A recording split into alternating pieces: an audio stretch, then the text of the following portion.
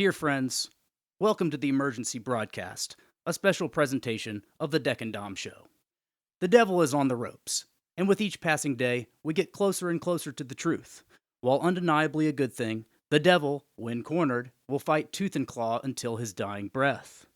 The obviously orchestrated Ukraine saga is undoubtedly a distraction, albeit a monumental turning point in this World Series of political theater. If we stop and think for just a few moments, we may recall a long list of salacious headlines that have since faded from the forefront of this insane stream news media landscape. The granddaddy of them all, the Jeffrey Epstein scandal, has become distant memory amidst nonstop reporting on the theater that is Washington, D.C. politics. With that said, my dear friends, it really is all connected, and the Obama administration was up to its wretched neck in nefarious activity that would shake this country to its core were it to be uncovered. Invisible, behind the scenes dirtbags like Epstein are involved in every aspect of the political arena, including the Ukraine scandal surrounding Joe and Hunter Biden. Joe Biden has a massive problem on his hands, and the people he associates with are in full panic mode. Allegations surrounding his son Hunter and his illicit dealings with Ukraine and China are threatening to blow the lid on the Obama administration's corruption wide open. Rest assured, swamp rats of all shapes and sizes are desperately trying to cover their tracks and project blame on their opponents for doing things that they themselves, in fact, did. The Biden corruption is but a sliver of the pie, and I have no doubt he'll fall on his sword should it come to that. The CrowdStrike mystery is deepening by the hour, and I have a strong feeling it will play a significant role in uncovering the truth. In the meantime, Biden takes center stage, and it will be interesting to see how long he can remain out in front of what is most certainly a giant pile of you-know-what. Writing for Breitbart in May of 2019, Robert Kraychik says the following. Peter Schweizer, president of the Government Accountability Institute and senior editor-at-large at Breitbart News, explained how Hunter Biden, Joe Biden's second son, consummated financial relationships with foreign states and oligarchs in China and Ukraine, while his father steered foreign policy towards those two countries as vice president. Kraychik continues. Schweitzer has repeatedly advised the Senate to call on Hunter Biden to testify about the origins and nature of his financial relationships with the government of China via the state-owned Bank of China and Ukrainian energy company Burisma Holdings. Quoting Schweitzer, it's a very simple question. There's no evasion here. What were you being paid to do? How did these deals come about? The fact that you are doing deals in China and Ukraine, which are precisely the country that your father, as vice president, is point person on, is a very alarming thing that needs to be looked into. The lack of interest in investigating possible corruption via Joe Biden's monetization of political influence reflects political and partisan biases on the part of news media and government, estimated Schweitzer. Again from the Breitbart piece quoting Schweitzer, why was Hunter Biden stuffing his pockets with foreign money? From every place, from Ukraine to China, we've got money coming from Kazakh oligarchs. What was he being paid for? I think we can all agree people are not stuffing money into his pockets out of the kindness of their hearts.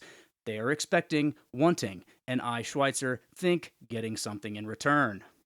Since the beginning of the Trump presidency, Democrat politicians and their intelligence allies have demanded accountability in regards to the since disproved Russian collusion hoax. One could be forgiven for assuming their goals is to root out corruption, but sadly, their intentions are strictly political. Further still, their intentions are not political in such a way that would benefit the American people, but strictly for their own personal gain and fear of being exposed. In a 2019 article from Zero Hedge, their hypocrisy and double standard is laid bare. From the Zero Hedge piece, House Intelligence Committee Chairman Adam Schiff said on Sunday that Joe Biden's Ukraine corruption scandal should be off limits as the 2020 U.S. election approaches and that President Trump shouldn't be allowed to investigate or encourage Ukraine to investigate. Zero Hedge continues. Biden has come under fire for a March 2016 incident in Kiev in which he threatened to withhold $1 billion in U.S. loan guarantees to Ukraine unless President Petro Poroshenko fired his head prosecutor, General Viktor Shokin, who was leading a wide-ranging corruption investigation into natural gas firm Burisma Holdings. As it so happens, Joe's son Hunter Biden sat on Burisma's board and was indirectly paid as much as $50,000 per month. In a Council on Foreign Relations summit, available on video for the world to see, Biden is quoted as saying the following. I said, "You're not getting the billion. I'm going to be leaving here in, I think it was about 6 hours. I looked at them and said, I'm leaving in 6 hours. If the prosecutor is not fired, you're not getting the money, bragged Biden, recalling the conversation with Poroshenko. Well, son of a bitch. He got fired. Biden gloated.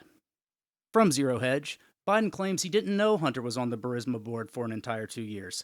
Hunter reportedly joined in April 2014, 2 years before Biden's threat, and that the effort to remove Shokin had nothing to do with the investigation. Shokin was fired because he attacked the reformers within the Prosecutor General's office. From Matt Margolis writing for PJ Media and quoting Biden, Trump is doing this because he knows I will beat him like a drum.